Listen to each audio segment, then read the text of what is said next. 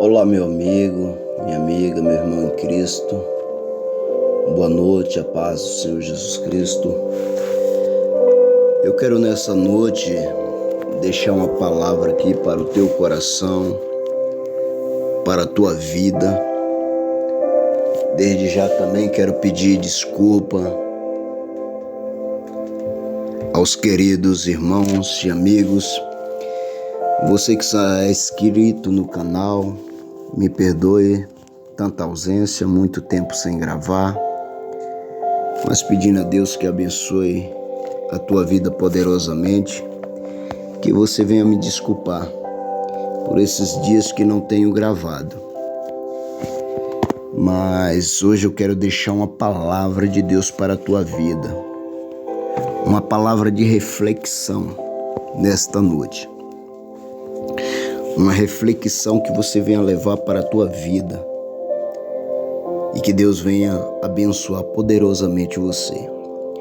Desde já eu quero pedir para você se inscreva no canal, deixe o teu like, aperte o sininho de notificação para quando tiver vídeo novo no canal você seja informado. Querido, eu estou pedindo para você se inscrever porque se deixar para por último você esquece. Então deixa teu like, é importante para nós, tá?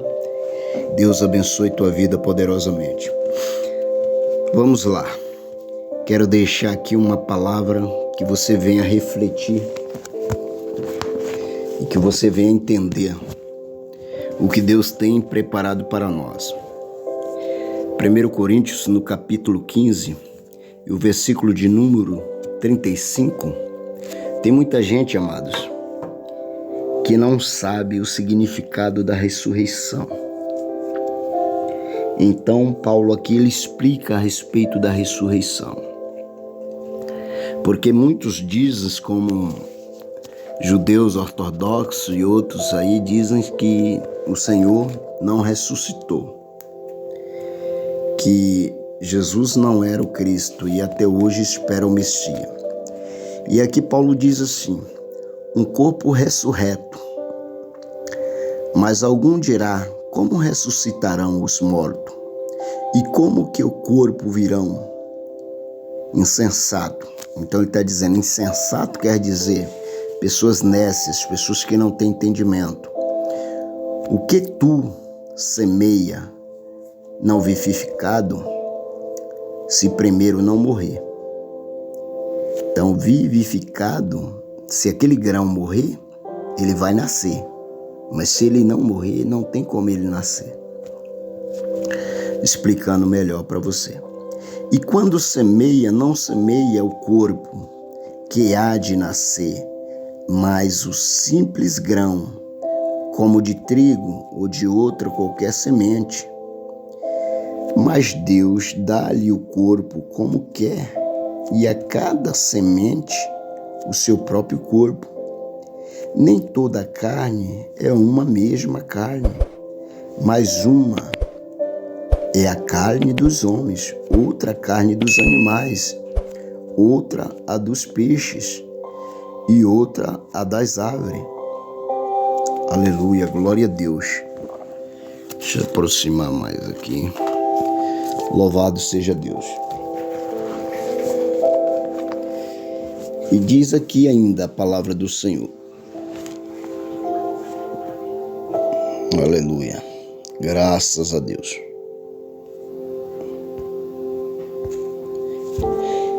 Diz aqui ainda mais.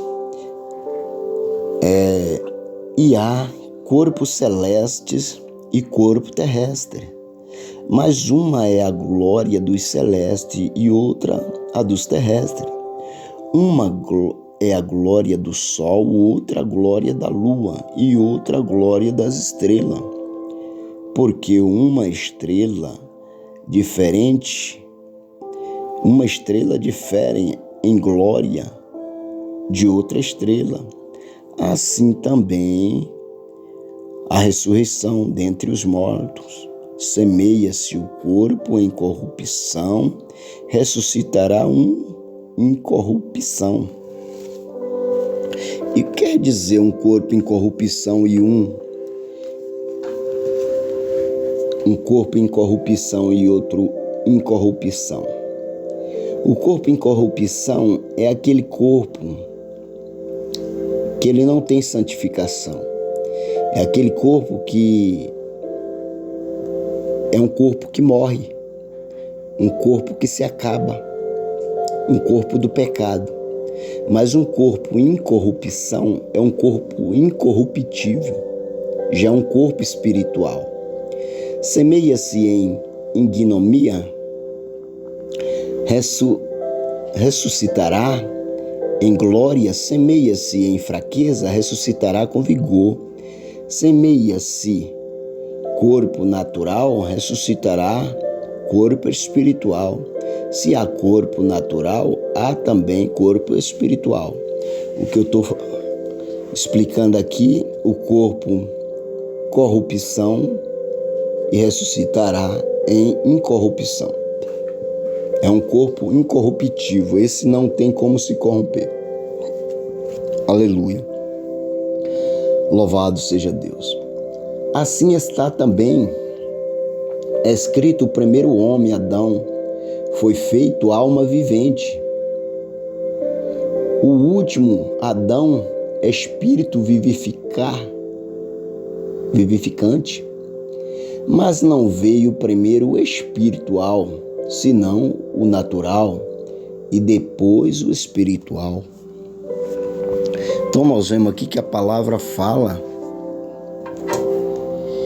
de um corpo natural, que é o homem natural, para depois um corpo espiritual. Onde você quer chegar, pastor, com isso? Eu quero chegar em algo que muitos dizem assim: mas como que os mortos ressuscitarão se não há mais corpo? Tem pessoas que ficam se perguntando: mas como vai ressuscitar aquela pessoa que o peixe comeu, ou uma fera a tragou, devorou? Querido, aquele corpo não ressuscitará mais, não existe mais aquele corpo, mas sim um corpo de glória, um corpo espiritual. Deus tem os seus planos, os seus projetos, e não pode ser frustrado por teoria humana. Então diz aqui mais ainda: mas não veio primeiro o espiritual, senão o natural, e depois o espiritual. O primeiro homem da terra é terreno, o segundo homem é o Senhor do céu. Quem é esse primeiro homem da terra? Eu quero explicar para você nesta noite. O primeiro homem da terra, a qual Deus construiu do barro, chama-se Adão. E quem é esse homem do céu? Esse homem do céu chama-se Jesus Cristo Nazareno, Jesus Cristo, Rei dos Reis, Senhor do Senhor, Deus forte, Príncipe da paz, Pai da eternidade. Então esse é o Deus do céu. Então é o homem do céu. Qual é o terreno? Tais são também os terrestres. O qual o celestial? Tais também os celestiais. E assim como trouxemos a imagem do terreno, assim traremos também a imagem do celestial. Mais uma vez quero deixar aqui categoricamente explicado para vós que a imagem do terreno chama-se Adão, o homem terreno, a qual Deus construiu e assoprou na sua narina o fôlego de vida, dando alma para ele e espírito de vida. Mas mesmo ele ganhando alma e espírito de vida, ele não era ainda homem espiritual, mas sim homem natural. Ele só torna homem espiritual, ele era para ser homem espiritual, mas ao pecar, ali no Jardim do Éden, foi-lhe tirado o direito de homem espiritual, e sim de um homem carnal, um homem mortal. Ele perdeu a vida eterna, então veio o pecado ao mundo por intermédio de Adão e Eva. Então o homem deixou de ser eterno para ser mortal. Então ali Adão se tornou um homem mortal através do pecado. Ele perdeu o direito de herdar a vida eterna quando deixou que o pecado a invadisse a tua vida, a desobediência do homem. Quando ele desobedece a Deus, quando ele passa por cima daquela ordem a qual Deus deu, desobedecendo, comendo da fruta a qual Deus tinha ordenado que não comesse, ele se tornou um homem mortal, um homem natural. Para ele se tornar um homem espiritual, era necessário que ele morresse e fosse ressuscitado em Cristo Jesus. Então a palavra vai dizer aqui, e eis que vos digo, ainda mais aqui, diz, e agora digo isto, irmãos, que a carne e o sangue não pode herdar o reino de Deus, nem a corrupção herdará a incorrupção. Então está dizendo aqui que a corrupção quer dizer um corpo natural, um corpo pecaminoso. Então a palavra, como o próprio apóstolo, ele falou que aonde abundou o pecado, superabundou a graça. Então mesmo esse corpo pecaminoso, ele pode abundar a graça de Deus. Ele pode se tornar um corpo incorruptível através da obediência a você aceitar o Senhor Jesus Cristo, a você mudar, ter uma mudança de vida, a você se fazer servo, a você se fazer filho de Deus. Ele diz aqui, e eis que vos digo em mistério, na verdade nem todos dormiremos, mas todos seremos transformados. O que quer dizer nem todos dormiremos? Porque a palavra do Senhor vai dizer que os mortos ressuscitarão primeiro e os vivos serão transformados. Então este corpo, se o Senhor voltasse agora a nos arrebatar, a Bíblia vai dizer que os mortos, aqueles que dormem em Cristo, ressuscitarão primeiro. Uns para a vida eterna e outros para a vergonha eterna. Mas aqueles que estão vivos serão transformados. Então este corpo nosso, ele é pó, ele será esquecido. Este corpo não herdará o reino de Deus. Ele não entrará no céu, nem a carne, nem o sangue.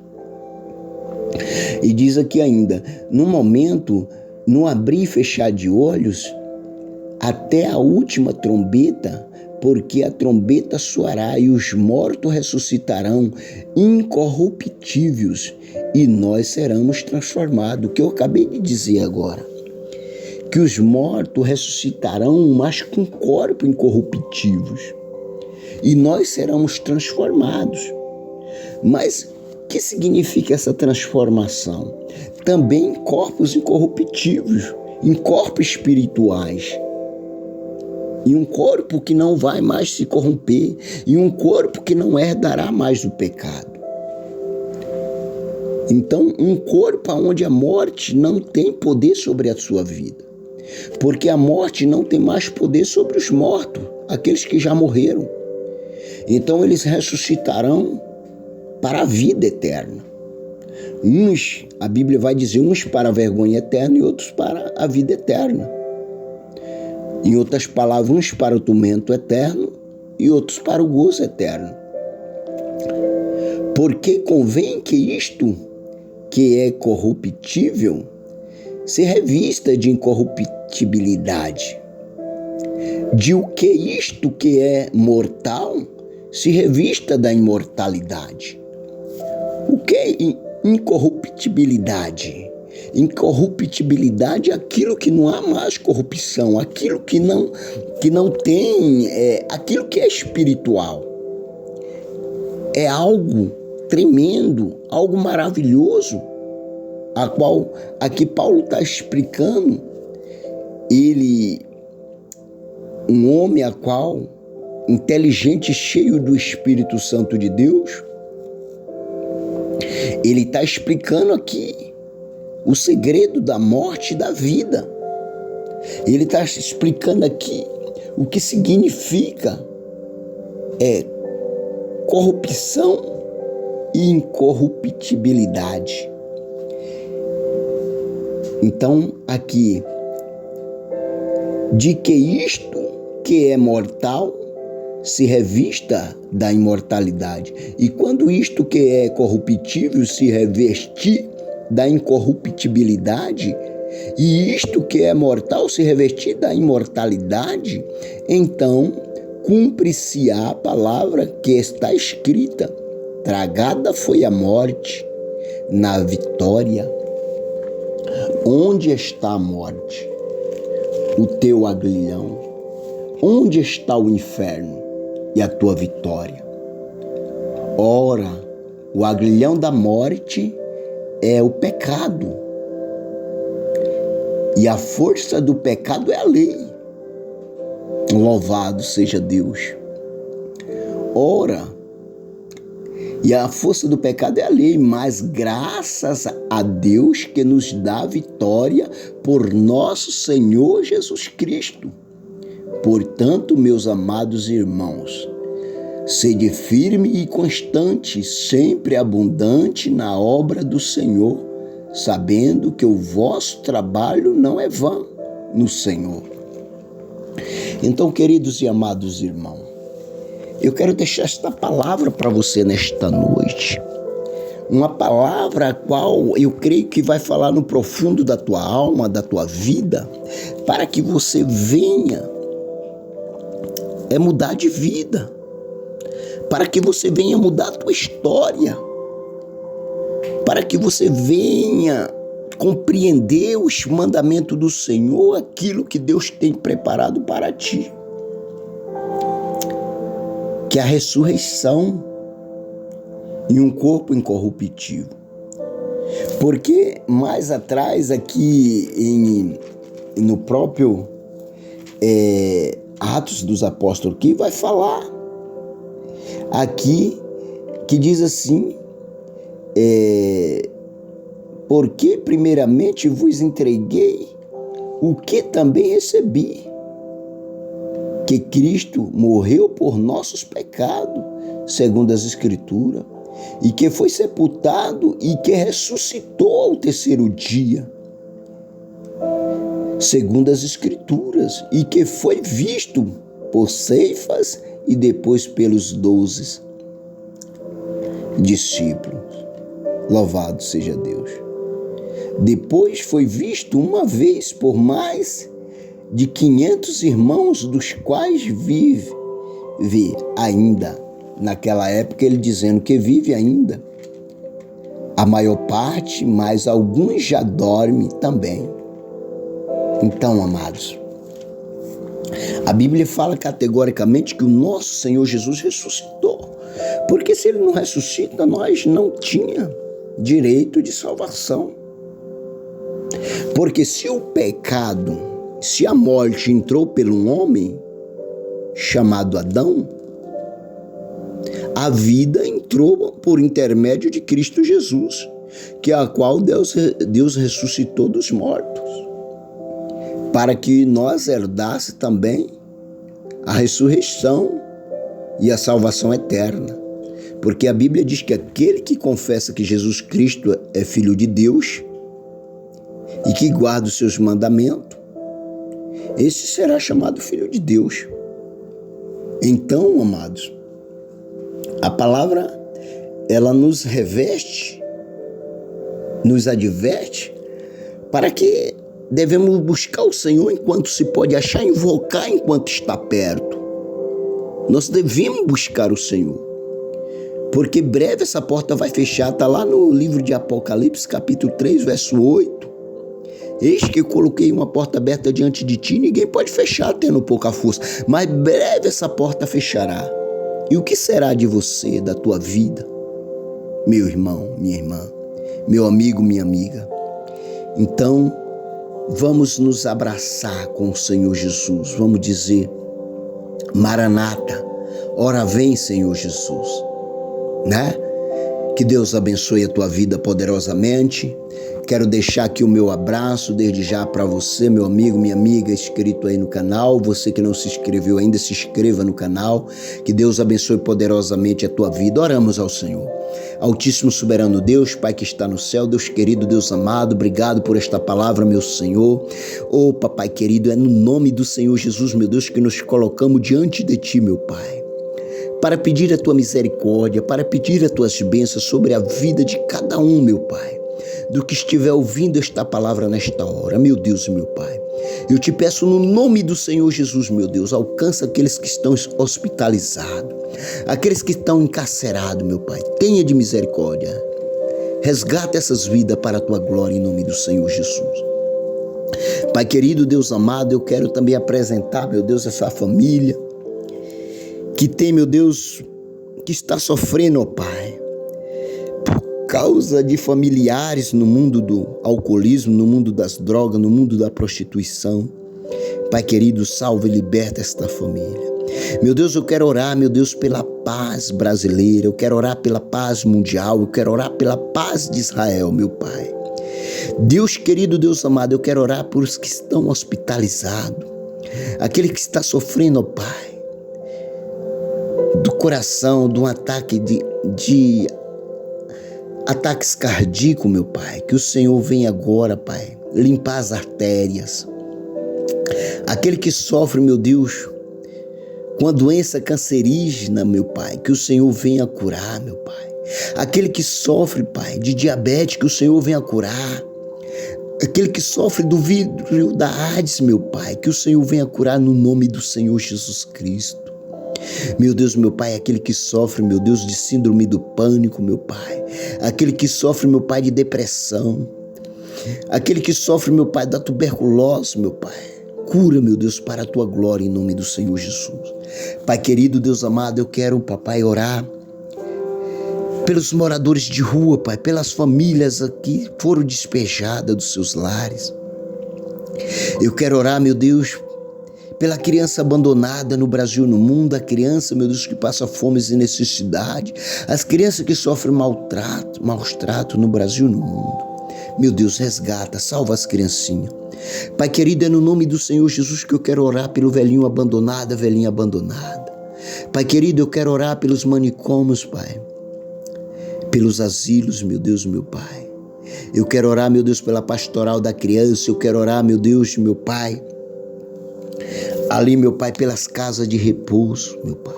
Tenha misericórdia dos nossos idosos. Pai querido, salva esta nação brasileira, esta nação mundial. Em nome do Senhor Jesus eu te peço, Pai. E te agradeço. Permaneça conosco, nos dá uma noite reparadora. Em nome do Senhor Jesus. Amém. E amém, Senhor Jesus.